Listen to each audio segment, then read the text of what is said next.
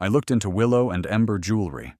And honestly, it gives off a lot of the same signs you see in trendy online jewelry stores that come and go quickly.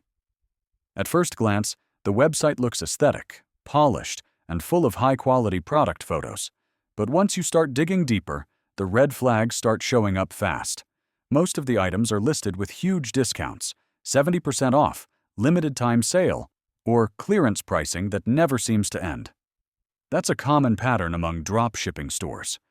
The product photography also looks like the same generic images used by wholesale suppliers, not original photos taken by the company.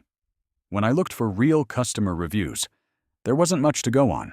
No meaningful Trustpilot ratings, no social media presence with real customer photos, and no verified feedback on independent review sites.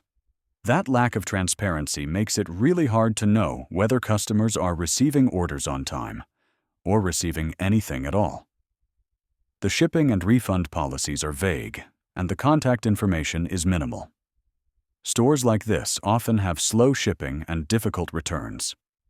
Overall, nothing proves Willow and Ember is a complete scam, but the signs definitely lean in that direction.